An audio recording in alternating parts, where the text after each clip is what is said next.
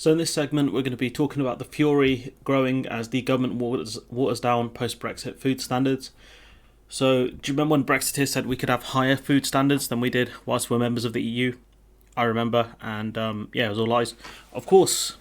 So animal welfare campaigners, food policy experts and farmers have reacted with fury after the government watered down post-Brexit trade deal standards in its food strategy released on Monday. I mean, does this surprise anyone?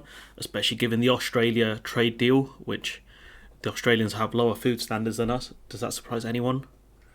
In a version of the strategy leaked to The Guardian, the government committed to making it easier for countries to import goods if they have high animal welfare standards. Now, how do you define high animal welfare standards? Because the British government have consistently said Australia have high animal welfare standards when we know they don't. We've gone through it in the past. Their standards are way below ours. The draft reads, which was changed. The draft was, we will seek animal welfare-linked liberalisation in our free trade agreements, allowing us to offer more generous liberalisation for products certified as meeting certain key animal welfare criteria specified in the agreement. So essentially for food products to be included in the trade deal, they have to follow certain criteria. At least that's my reading of it. But the final version is stripped of this and merely commits to considering animal welfare and the environment when it comes to free trade deals. So in the impact assessment reports, they might have a slight, little chapter or paragraph about the impact on the environment and animal welfare, but beyond that, they don't care, which, shouldn't surprise anyone. Caroline Lucas, the Green MP for Brighton, said, this looks like another shameful, squandered opportunity to cement stringent animal welfare protections into our free trade agreements, which she's absolutely correct on.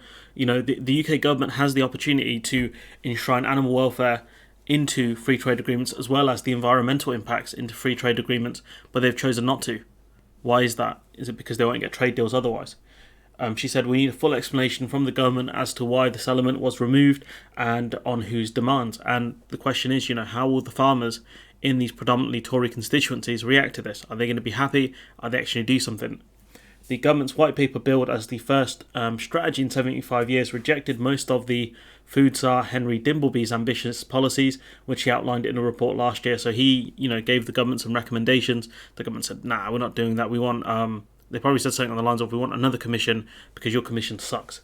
So Dimbleby made a number of high-profile suggestions, including significant expansion of free school meals. So that's no kid should go hungry, especially not in school.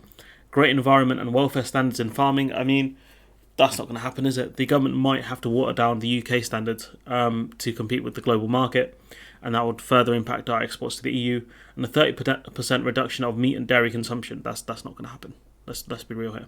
None of these made it into the final strategy. The one in yellow, I can get why that didn't go in, but the other ones, it's kind of shambolic it hasn't. It shows you the government don't really care about kids that are hungry. Rob Percival, head of food policy at the Soil Association, said, it's notable that the approach to trade in the final strategy appears to be different to the approach outlined in the draft, which was leaked to The Guardian. Why has the strategy been watered down? Is this evidence of a rift between DEFRA, so the Department of Environment, Food and Rural Affairs, trumped by the Department of International Trade? So that's interesting, because you've got DEFRA there that is meant to back the farmers, really. Partially it's part of their remit, food and rural affairs, rural meaning farmers, and obviously the environment, which DEFRA has to deal with. And then you've got the Department for International Trade, which is desperately trying to grab trade deals with other countries. It very much looks like we've put down our own ideals in terms of animal welfare in order to get dodgy trade deals with countries that aren't going to benefit us that much. 0.02% anyone. Claire Bass, Executive Director of Humane Society International, said this smoke and mirrors approach to safeguarding animal welfare in imported products won't wash. And what we can tell is the animals that we're importing will be far lower standards than the ones we have in this country, which is stupid to have a policy where you have higher standards in our own country than we do for the importing products, because you just undercut our own farmers at that point. Farmers who have lost their biggest export market, which I'm going to blame them for. That's on them. But in terms of the new strategy, the next post-Brexit strategy of importing lower animal goods, it's just shambolic.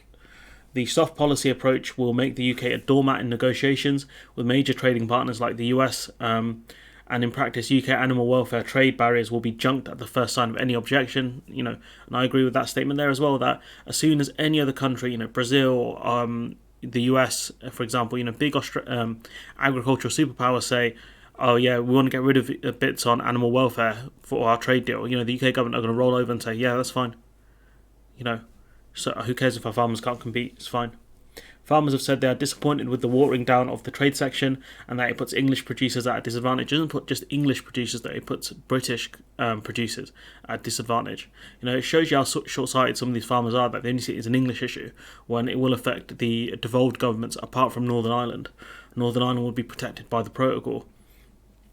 So yeah, very short-sighted from the farmers. And the real question for the farmers are they going to do something? Because let's be honest here, they've lost their biggest export market. That's one thing that's happened. They're about to be undercut by other countries or foreign farmers. What are you going to do about it?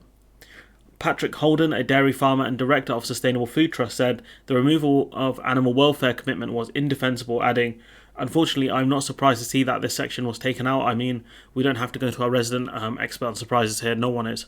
Farmers in this country are worried about being let down by lower standard imports, and they're not wrong, especially in a cost of living crisis where people are not going to care much about where the meat comes from, as long as it's up to an okay standard. If it's the cheapest thing on the shelf, I can see a lot more people buying it because, we're in a desperate situation. Inflation's at 11%, people. Britain has such an opportunity to show leadership in that area. Now we are signing these grubby trade deals, and it's continuing to water down what was already a very dilute package on trade." Which again is true. 100% I agree with his statement there. DEFRA has declined to comment. Shocking. DEFRA, being usurped by the Department of International Trade, has declined to say anything because they're full of frauds. But anyways, this is more evidence that the government are happy to undercut farmers. And if there are any farmers or anyone in the agriculture industry watching this video, what the hell are you guys doing? Anyways, I'm going to leave it there. Let me know what you think in the comments below. Like, comment, share, subscribe. Support the channel on Patreon if you can. And hopefully I'll see you in the next one.